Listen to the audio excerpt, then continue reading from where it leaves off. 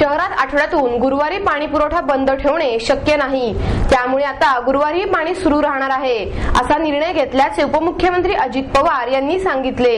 पुण्याच्या पाणी टंचाईचा आढावा घेण्यासाठी उपमुख्यमंत्री अजित पवार यांनी आमदार, अधिकारी आणि पदाधिकाऱ्यांची बैठक आयोजित केली होती। महापौर वैशाली बनकर, आमदार बापू पठारे, अनिल भोसले, शिवसेनेचे आमदार महादेव बाबर, सभागृह नेते सुभाष जगताप, स्थायी समिती अध्यक्ष बाबूराव चांदेरे, आयुक्त महेश पाठक, विभागीय आयुक्त प्रभाकर देशमुख, जिल्हाधिकारी विकास देशमुख, खडकवासला पाटबंधारे विभागाचे अधीक्षक अभियंता अविनाश सुर्वे आदी यावेळी उपस्थित होते। पाण्याच्या बाबतीत महापालिका आणि जलसंपदा विभागाने एकमेकांवर टोलवाटोलवी करून चालणार नाही। पुण्यात पाण्याची गळती जास्त आहे। परतीचा पाऊस न पडल्यामुळे शहराला पाणी कमी पडले आहे। शहरात आठवड्यातून एक दिवस पूर्णपणे पाणी बंद ठेवणे शक्य नाही। शहराच्या पाणी पुरवठ्यात कपात केली जाणार नाही। त्यासाठी धरणातील उपलब्ध पाणी साठ्यानुसार पुण्याला महिन्याला 1 टीएमसी पाणी देण्यात येणार आहे। 1 महिन्याने म्हणजेच 7 मेला पाण्याच्या स्थितीबाबत आढावा घेण्यात येणार आहे। पालिका आणि जलसंपदा विभागाने एकमेकाला सहकार्य केल्यानंतरच तोंड मिळवणी करता येईल। शहरातील पेशवेकालीन विहिरीची साफसफाई केली पाहिजे। त्यासाठी डीपीडीसी आणि पालिका मदत देऊ शकते। कात्रज पाषाण तलावाच्या पाण्याचा उपयोग करून घ्या।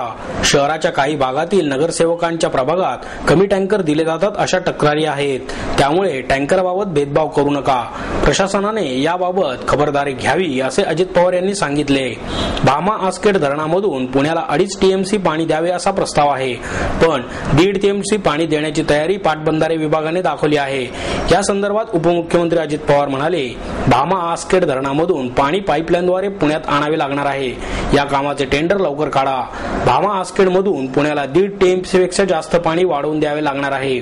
शहरात दरडोई पाण्याचा वापर जास्त आहे, त्यामुळे प्रमाणापेक्षा जास्त पाणी वापरणाऱ्यांकडून विजेप्रमाणे दुपटीने दर घ्या, मात्र प्रमाणात पाणी वापरणाऱ्यांकडून नेहमीप्रमाणे दर घ्या।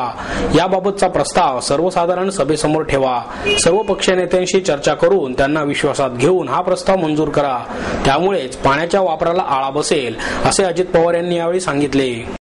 जो काही पिण्याच्या पाण्याच्या संदर्भातला निर्णय झालेला आहे तो मी आणि मुख्यमंत्र्यांच्या उपस्थितीमध्ये बैठक झाली। आम्ही त्या बैठकीला जलसंपदा खात्याचे अधिकारी बोलवले होते, पुण्याचे पदाधिकारी आणि अधिकारी बोलवलेले होते।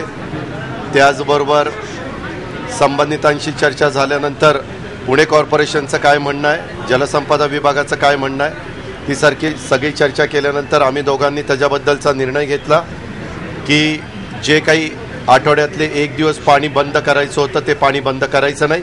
थोडंसं पाणी जलसंपदा विभागाने पुणे शहराच्या करता वाढून द्यायचं। पुणे शहराच्या बद्दल आज 7 तारीख आहे, पुन्हा 7 मेला आढावा घ्यायचा, पुन्हा 7 जूनला आढावा घ्यायचा आणि पुन्हा 7 जुलैला आढावा घ्यायचा। असा 1-1 महिन्यांनी ह्याच्याबद्दलचा आढावा घ्यायचा। हे व्यवस्थितपणे काटकसरीनं पाणी वापरण्याच्या करता पुणे कॉर्पोरेशननी जी काही त्यांची यंत्रणा आहे ती संपूर्ण कामाला लावायची।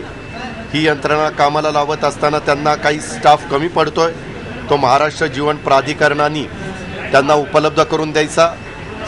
संबंधित त्या खात्याच्या पाणी पुरवठ्याच्या सचिव मालिनी शंकर आणि मोपलवार या 2 अधिकाऱ्यांना त्याच्याबद्दलच्या सूचना दिल्या। तेही तिथं हजर होते। त्यांना सांगितलं की 3 महिन्याच्या करता मजिप्राचे जे काही ज्युनियर इंजिनियर किंवा टेक्निकल लोक लागतील ती त्यांना द्या। दर गुरुवारी काही तासाच्या करता वीज त्या ठिकाणी नसते।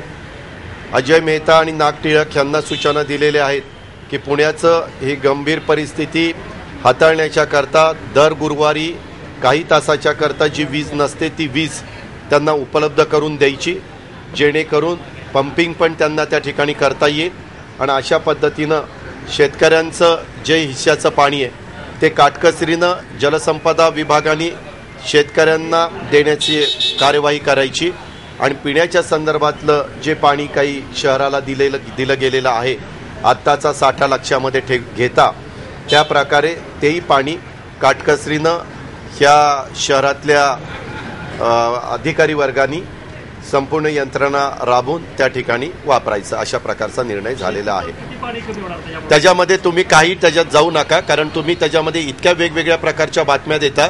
जो काही निर्णय झाला तो मुख्यमंत्र्यांच्या आणि उपमुख्यमंत्र्यांच्या स्तरावर झालेला आहे आणि त्याच्यामध्ये शेतकऱ्यांचंही नुकसान होणार नाही आणि पुणेकरांना पण 1 दिवस आठवड्यातलं पाणी कपात करावी लागणार नाही अशा प्रकारचा मार्ग आम्ही राज्याचे दोन्ही प्रमुख या नात्याने काढलेला आहे।